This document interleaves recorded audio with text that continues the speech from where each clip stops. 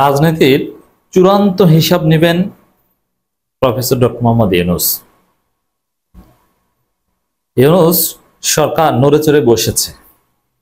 15 বছরের কোনো কিছু আনকাউন্টেবল যাবে না। প্রফেসর ইউনূস যুগান্তকারী নির্দেশনা দিয়েছে, অসাধারণ কিছু কাজ করছেন।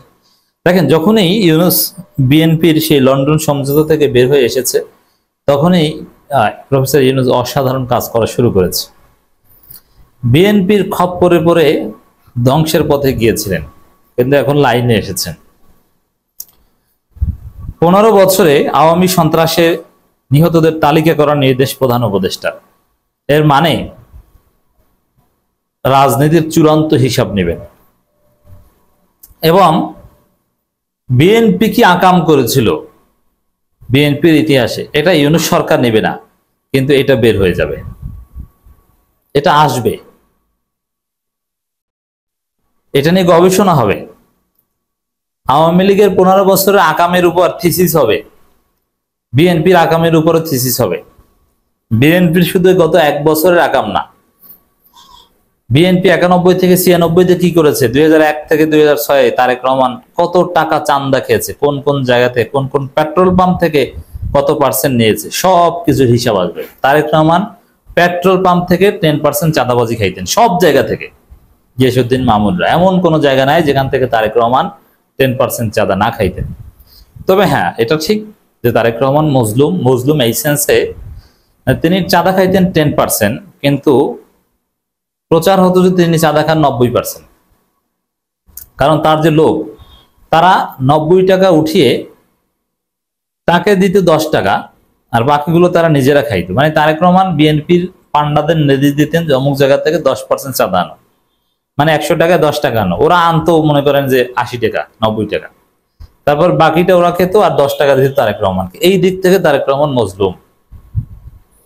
হোয়াটএভার, প্রফেসর ইউনূস 15 বছরে আওয়ামী সন্ত্রাসে নিহতদের তালিকাকরণ নির্দেশ দিয়েছেন।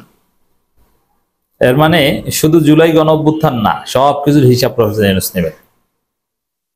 এটা যেরকম হবে, এর সাথে প্যারালালি দেখবেন যে বিএনপির আকামের হিসাব হবে। আবরার ফাহাদের পরিবারকে ডেকে কথা বলছেন, সাক্ষাৎ করছেন। এই অসাধারণ কাজগুলো প্রফেসর ইউনূস শুরু করেছেন। আবরার ফাহাদের শাহাদাত বাংলাদেশে হাসিনার পতনে ভিত্তিপ্রস্তর স্থাপন করেছিল। আমি একটু বলি কিভাবে।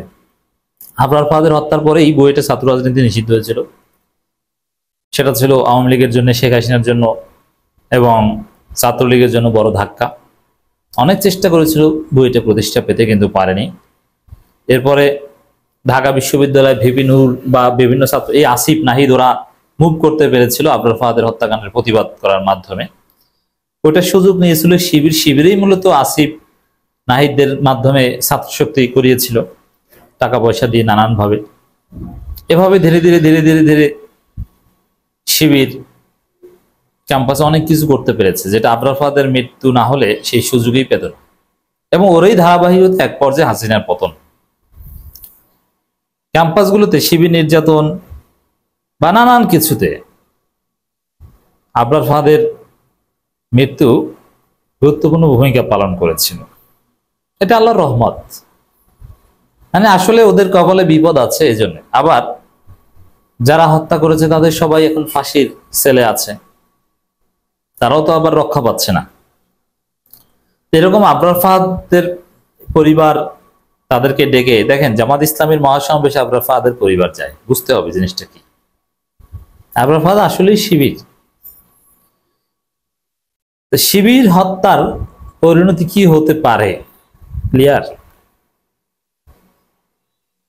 হাসিনার রেজিম ধ্বংস হয়ে গেছে শিবির হত্যা করে। আর শিবির হত্যার কথা এখন আবার বলছে ছাত্রদল। ওদের যে কি হবে।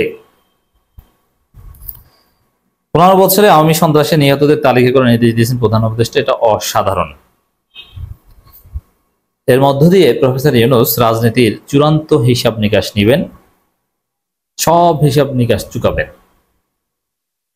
এবং এই ঘটনার প্যারালাল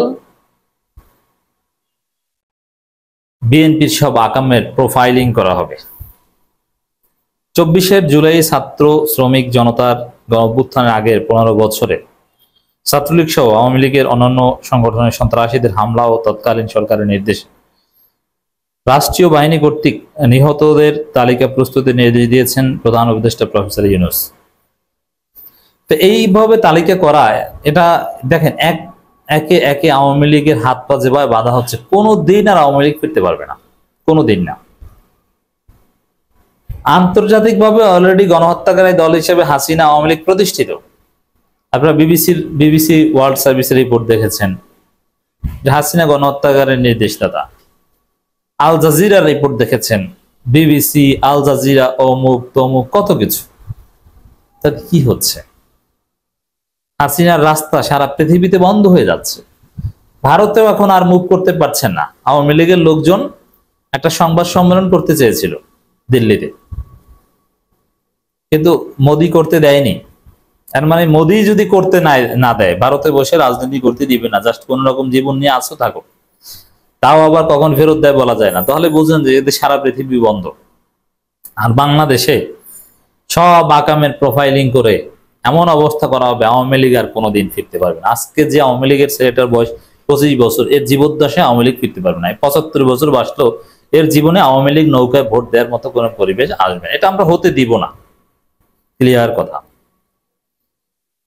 এবং ভাগ্যের কি নির্মম পরিহাস, যারা আওয়ামী লীগ করেছে, যারা পালিয়েছে, তাদের লাশ বাংলাদেশে আসবে না, মানুষ জুতা মারবে লাশে, এবং এদের অনেকের ভাগ্যে জানাজা জুটবে না। হিন্দু রীতিতে পোড়ানো হতে পারে, অথবা মেডিকেল কলেজে এদের লাশ পড়ে থাকবে, এক পর্যায়ে কঙ্কাল হয়ে মেডিকেল স্টুডেন্টরা ওই লাশ দিয়ে, ওই কঙ্কাল দিয়ে গবেষণা করবে বা তাদের যে পড়াশোনা সেটা চালাবে। পরিস্থিতি সেদিকে যাচ্ছে।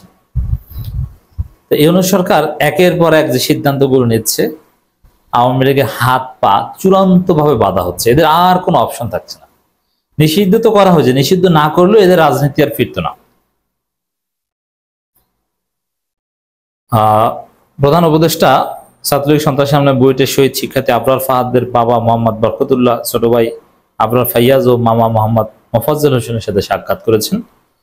প্রধান উপদেষ্টার সঙ্গে সাক্ষাতে 24 জুলাই গণঅভ্যুত্থান আগে আওয়ামী লীগ এর সংগঠন দলীয় সন্ত্রাসীদের হামলায় নিহতদের তালিকা করে প্রত্যেকটি ঘটনায় তদন্তের অনুরোধ জানায় শহীদ আবরার ফাহাদের পরিবার। হ্যাঁ, এটাই হবে।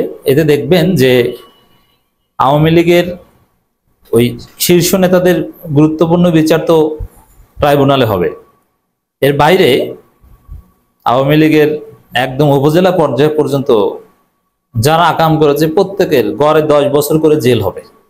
প্রত্যেকের এতগুলো মামলা আছে বা এতগুলো মামলা করার সুযোগ রয়েছে। অতএব সব দিক থেকে আওয়ামী লীগের রাস্তা বন্ধ। আওয়ামী লীগ কিন্তু পালাতে শুরু করেছে। দর্শক, আওয়ামী লীগের অফিসিয়াল ফেসবুক পেজে পোস্ট, আওয়ামী লীগের অফিসিয়াল টেলিগ্রাম ও ফেসবুক চ্যানেল ছাড়া নিরাপত্তার সাথে সব টেলিগ্রাম গ্রুপ কর্মীরা লিভ করুন। মানে যে যার অবস্থান থেকে পালাও, সব জায়গায় নাকি বিএনপি জামাত ঢুকে গেছে, তার মানে আবারও পালাচ্ছে আওয়ামী লীগ। বুঝতে পারছেন? মজা না?